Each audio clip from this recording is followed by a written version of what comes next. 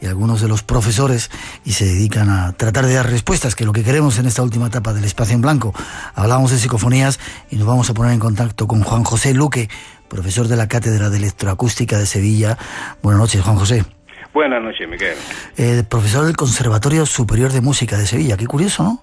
Sí, exactamente. Hay una sección de electroacústica. Sí, lo que hay una parte de una cátedra, varias cátedras, y una de ellas la que trabajo de electroacústica. Se trabaja la parte del sonido, parte acústica, parte electrónica. Qué curioso. Y ha sido la semana, sí, creo que fue... El domingo, exactamente. Días pasados, el 9 de junio, se celebraba públicamente en Sevilla una exposición de un experimento que lo ha llamado el experimento Sigma 327. ¿Qué es eso del experimento y qué son las psicofonías? ¿Voces del más allá? Te preguntaba a micrófono cerrado. Sí. Pues es un experimento donde se trataba de comprobar distintos tipos de conjeturas relacionadas con la psicofonía. El experimento en sí consistía en, con público, emitir un conjunto de psicofonías. Se emitieron tanto acústicamente como electromagnéticamente. Me lo explicas, acústicamente que se escucha, ¿no? Y electromagnéticamente que se ven en un aparatito. Lo están escuchando, claro. Sí. Y a su vez se está emitiendo de manera electromagnética, que no lo escucha el público, son radiaciones electromagnéticas, y a su vez había una serie de sensores, que son unos sensores técnicamente denominados vectoriales magnéticos, que están en tiempo real registrando todos los datos que se están recogiendo. Ya. Supongo que habrás escuchado muchas psicofonías, ¿no? Sí, unas cuantas. ¿Y se escucha la voz claramente, esas voces que como que vienen de más allá? La psicofonía depende. Sí se escucha. Lo que ocurre es que precisamente las que emitimos el otro día son psicofonías del siglo XVI. ¿Siglo XVI? Siglo XVI, claro. Y ahora podemos extrañarse. ¿Cómo es posible? ¿Cómo es posible? Claro, ¿qué me dices? Pues sí es posible. Claro, es que los elementos, la psicofonía en sí es la punta del iceberg, es la sintomatología, es lo que nosotros, las personas, escuchamos, ¿no? Es una sintomatología. Ahora, cuando empezamos a analizarla desde el punto de vista de la física, pues claro, nos damos cuenta que lo que registramos son anomalías de los electrones. ¿Qué generan esta anomalía? Radiación electromagnética. Tiramos de la rama de la física, que es la electrodinámica, encargada de estos estudios, ¿no? Esta anomalía, y claro, vamos enlazando hasta que llegamos a lo que es la física cuántica. Y es donde empezamos a encontrar muchas respuestas a muchos fenómenos paranormales, que desde el punto de vista de la cuántica tienen muchas respuestas. Ya, pues quiero que me des esas respuestas. Tú dices, Juan José, que no son entonces voces, sino que son anomalías de los electrones. Sí, son anomalías de radiaciones electromagnéticas, que la punta que nosotros vemos, registramos, son los electrones, pero al ser radiaciones, las ondas electromagnéticas son los fotones, son un tipo de bosón de sus partículas denominadas bosones, ¿no? Que son las que generan las radiaciones. Y a su vez están relacionadas, bueno, ¿y qué tienen que ver los fotones con los electrones y estas anomalías? Pues son sus partículas atómicas. Enlazando, decimos, bueno, ¿qué ocurre en muchos casos donde dicen, cuando se van produciendo psicofonías? Claro, las psicofonías siempre son en aparatos electrónicos, desde el principio del siglo XX, ¿no? Los primeros aparatos más rudimentarios. Pero también hay una serie de fenómenos que siempre han ido enlazados. Por ejemplo, la bajada de temperatura. Sí. Pues un fenómeno que, si tiramos de las leyes de la termodinámica, tiene su lógica. ¿Por qué? Pues muy sencillo. Cuando un sistema, desde el punto de vista cuántico, interactúa con otro, ahí es lo que se denomina una entalpia, ¿no? O sea, lo que es la exergía, una serie de energía que se va pasando de un sistema a otro sistema desde el punto de vista cuántico. Cuando un sistema tiene más energía que otro, baja, y eso es lo que se refleja en la supuesta, entre comillas, bajada de temperatura. O algunas veces cuando también los efectos paranormales se observan objetos oscuros, sombras. Eso también tiene su curiosidad. ¿Por qué? Porque en la física está lo que se ha denominado los objetos oscuros, ¿no? Que es un objeto teórico, ¿no? Que es absorción de energía de radiaciones, ¿no? En este caso electromagnéticas. Ya. Déjame que vayamos por partes, Juan José, porque me estás Estás pasando por muchos lados de la física. Sí, absolutamente. Cuando hemos estado en sitios, lugares donde hay fenómenos extraños, antes hablábamos hace poco, creo que en el programa que hicimos en Canarias con Pedro Amorós, en la Casa de las Caras de Belmez, de repente sentimos algo, los sensores se disparan, baja la temperatura de una manera tremenda y surge la psicofonía. Y tú dices que todo esto se puede explicar con la física, que no tiene nada que ver con el más allá.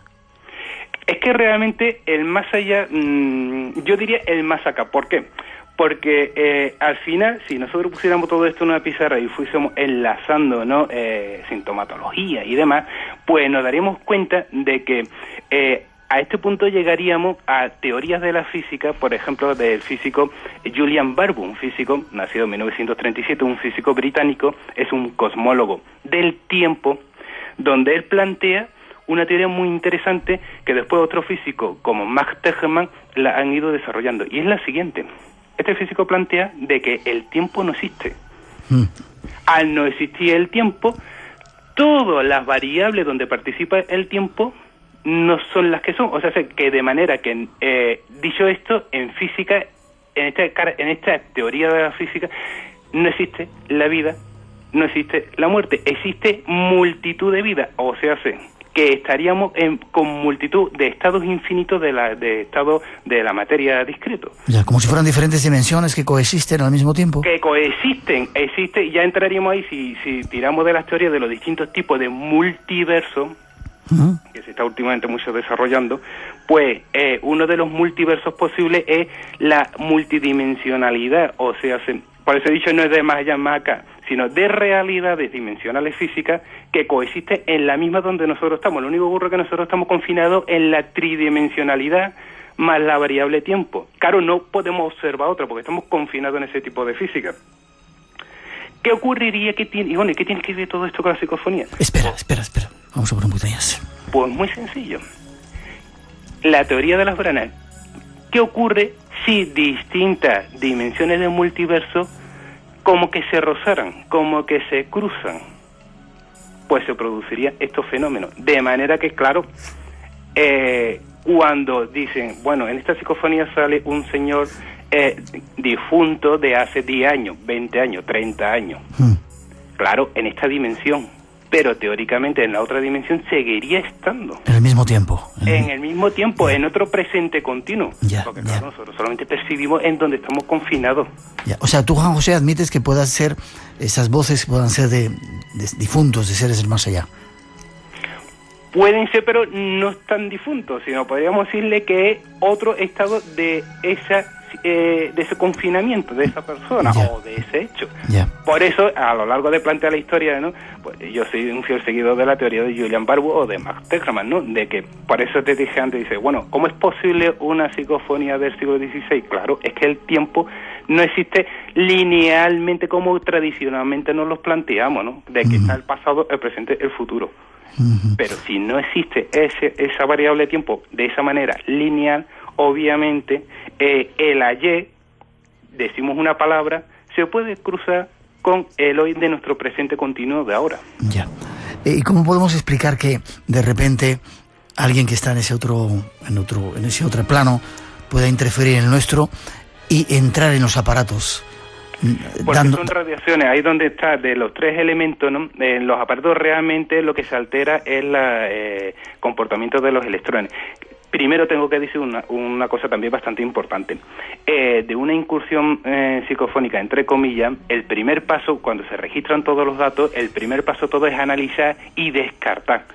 O sea, por eso es fundamental utilizar toda la física mecanicista de Newton, todas las leyes de la física del siglo XIX y siglo XX sobre la electrodinámica para descartar todas las incursiones, todas las posibles interferencias. Sí. Una vez que hemos descartado todas las posibles interferencias desde el punto de vista de la física, si nos queda un 1% de datos anómalos, ahí es donde, eso es lo que yo realmente considero una psicofonía real y verdadera, y a partir de ahí es cuando hay que plantear todo este tipo de teoría. Entonces, claro, es fundamental saber descartar mediante un proceso de análisis físico electrodinámico todas las posibles interferencias.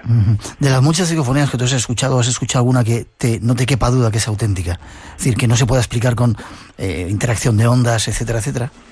Sí las hay. Lo que ocurre es que es fundamental la metodología a la hora de captarlo. Por ejemplo, yo utilizo con unos sensores diseñados expresamente para el hecho en sí, ¿no? Hay que diseñar sensores especializados. Por ejemplo, se suele utilizar aparatos convencionales. Los aparatos convencionales utilizan todas modulaciones de ondas cuadradas. Eso interfieren bastante. Entonces, claro, pueden dar por psicofonía algo que realmente no lo es, ¿no? Que tiene explicación. Muchas veces la onda electromagnética se emite y puede estar en la ionosfera un tiempo ahí confinada, ¿no? en el tiempo-espacio, y volver a registrar, ¿no? Pero claro, todo eso, por eso es fundamental aplicar una metodología de análisis de la física electrodinámica, fundamental para no dar por psicofonía real la que no lo son. Ya. ¿La que más te ha llamado la atención de las que tú has obtenido? Pues obviamente de las que yo obtengo, las que emitimos el otro día precisamente. Claro, pero tampoco quiero aclarar un tema. Una vez que obtenemos los datos, ¿qué es lo que hay que hacer? Hay que aplicar, yo personalmente aplico como 84 constantes matemáticas para buscar, constatar de que realmente es una anomalía.